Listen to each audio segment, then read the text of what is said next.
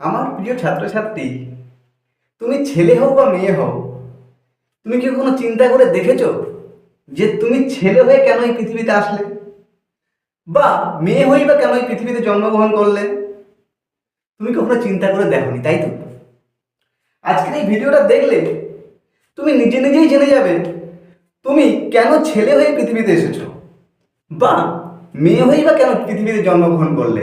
ওকে, দেখো তবে এটা সম্পূর্ণ লাইফ সায়েন্সের বিষয়, তাই একটু মন দিয়ে দেখো, ঠিক আছে? তোমরা এটা মনে রাখবে, আমাদের সকলের দেহে 46টি ক্রোমোজোম আছে বা 23 জোড়া ক্রোমোজোম আছে। কত জোড়া?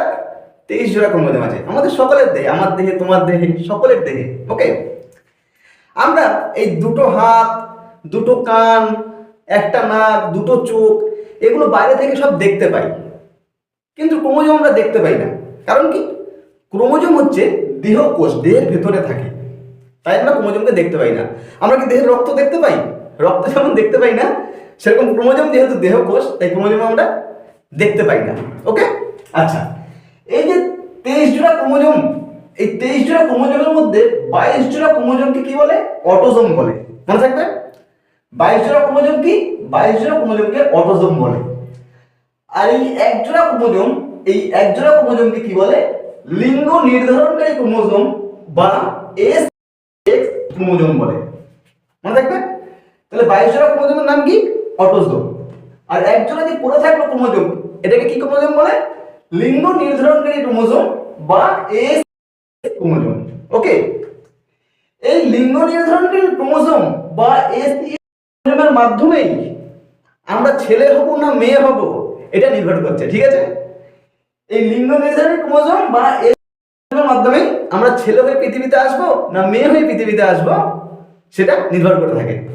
এখন আমি তোমাদের সুন্দরভাবে বুঝিয়ে দিচ্ছি কিভাবে আমরা ছেলে হয়ে বা মেয়ে হয়ে পৃথিবীতে আসছি। ওকে, দেখো, আমাদের মায়েদের শরীরে যে জন্ম নির্ধারণকারী ক্রোমোজোম বা এস ক্রোমোজোম আছে, সেই একজোড়া ক্রোমোজোম নাম কি? X x.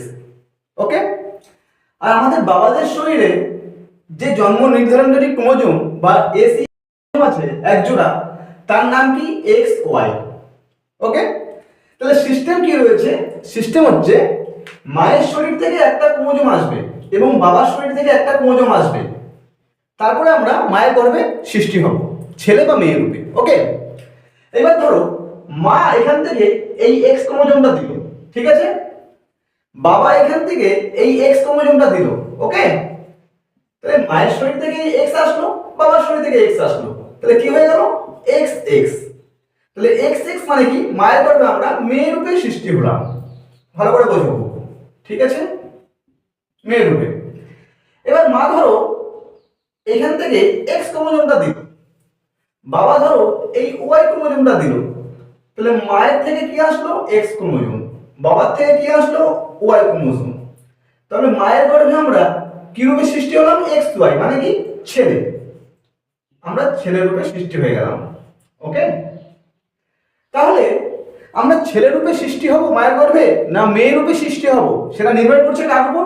বাবার উপর। কারণ বাবার এক্স ক্রোমোজোম দেওয়ার ক্ষমতাও আছে, ওয়াই ক্রোমোজোম দেওয়ার ক্ষমতাও আছে, কিন্তু মায়ের শুধু এক্স ক্রোমোজোম দেওয়ার ক্ষমতা আছে, মায়ের কাছে ওয়াই নেই, তাই না? তাহলে আমরা ছেলে রূপে জন্মগ্রহণ করব পৃথিবীতে না মেয়ে রূপে জন্মগ্রহণ করব, বা আমরা মায়ের গর্ভে ছেলে রূপে জন্ম সৃষ্টি হব না মেয়ে রূপে সৃষ্টি হব, সেটা সম্পূর্ণ নির্ভর করছে কার উপর? বাবার উপর। বাবা যদি এক্স দেয় তাহলে আমরা মেয়ে রূপে সৃষ্টি হব মায়ের গর্ভে, বাবা যদি ওয়াই দেয় তাহলে আমরা ছেলে রূপে সৃষ্টি হব মায়ের গর্ভে। অনেক বাড়িতে দেখবে ঝগড়া, অশান্তি, ঝামেলা হয়, যে বাড়ির বউদের অশান্তি করা হয় বা আমাদের মায়েদের উপর অত্যাচার করা হয়। কি? মেয়ে কেন হচ্ছে না, সরি, ছেলে কেন হচ্ছে না, ছেলে কেন হচ্ছে না। কিন্তু এই ছেলে হওয়ার জন্য দায়ী কে বা নির্ভর করছে কে? বাবা, তাই না? মায়ের কি কোনো প্রভাব পড়ছে? ছেলে বা মেয়ে হবে এর জন্য মায়ের কি কোনো প্রভাব পড়ছে? মায়ের কাছে তো এক্স, এখানেও এক্স ক্রোমোজোম, এখানেও এক্স ক্রোমোজোম, মায়ের কাছে এক্স ক্রোমোজোমই অ্যাভেলেবেল আছে, মায়ের কাছে সবসময় জন্য এক্স ক্রোমোজোম আছে, মা সবসময় এক্স এক্সই দিতে পারবে, তাই না? বাবা তো এক্স দিতে পারবে বা ওয়াই দিতে পারবে। বাবা যদি ওয়াই এক্স, বাবা যদি এক্স ক্রোমোজোম দেয় তাহলে আমরা মায়ের গর্ভে মেয়ে রূপে সৃষ্টি হলাম, বাবা যদি ওয়াই ক্রোমোজোম দেয় তাহলে আমরা ছেলে রূপে সৃষ্টি হলাম, তাই না? তাহলে সম্পূর্ণ বিষয়টি ছেলে হবো বা মেয়ে হবো এটা নির্ভর করছে কার উপর? বাবাদের উপর বা ছেলেদের উপর। মনে থাকবে, তোমরা এই বিষয়টা জানলে, বুঝলে, তোমরা সকলকে জানাবে, বুঝাবে।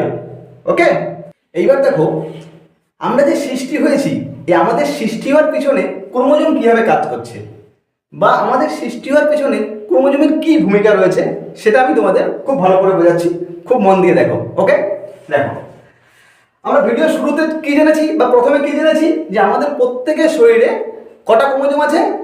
46টা ক্রোমোজোম, তাই তো, বা 23 জোড়া। তাহলে সেরকম আমার মায়ের শরীরেও কটা ক্রোমোজোম আছে? 22 জোড়া, আর এক জোড়া 23 জোড়া, তাই তো। তাহলে বাবার শরীরেও কটা ক্রোমোজোম আছে? 22 জোড়া, আর এক জোড়া 23 জোড়া। তাহলে এই 22 জোড়া ক্রোমোজোম আমরা কি জেনেছি আগে? এটা হচ্ছে অটোজোম, আর এটা হচ্ছে ক্রোমোজোম। বাবার শরীরেও সেরকম 22 জোড়া হচ্ছে অটোজোম, আর এক জোড়া হচ্ছে ক্রোমোজোম। ঠিক আছে, এইবার দেখো, মায়ের শরীর থেকে যেমন এই এক জোড়া থেকে একটা ক্রোমোজোম এসেছিল, তাই তো, বাবার শরীর থেকে যেমন এই এক জোড়া থেকে একটা ক্রোমোজোম এসেছিল, সেরকম মায়ের শরীর থেকেও এই 22 জোড়া থেকে 22টা ক্রোমোজোম আসবে। ঠিক আছে, তাহলে এই 22 জোড়া থেকে 22টা ক্রোমোজোম, আর এই এক জোড়া থেকে একটা ক্রোমোজোম, সমান সমান কটা ক্রোমোজোম হলো? 23টা ক্রোমোজোম। বাবার শরীর থেকেও এই এক জোড়া থেকে একটা ক্রোমোজোম আসলো, ওকে, আর এই 22 জোড়া থেকে 22টা ক্রোমোজোম আসলো, কটা হলো? 23টা ক্রোমোজোম। মনে থাকবে, মায়ের শরীরের যে 23টা ক্রোমোজোম, এই ক্রোমোজোম 23টাকে কি বলবো আমরা? ডিম্বাণু বলবো।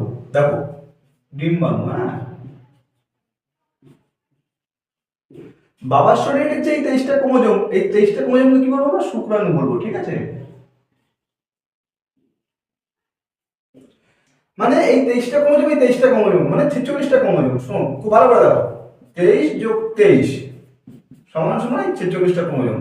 মানে ডিম্বাণু এবং শুক্রাণু মিলিত হয়ে, একত্রিত হয়ে নিষেক ঘটছে। কি ঘটছে? নিষেক।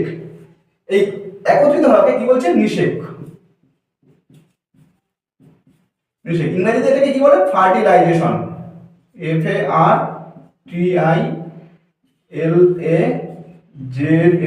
FARTILAZATION।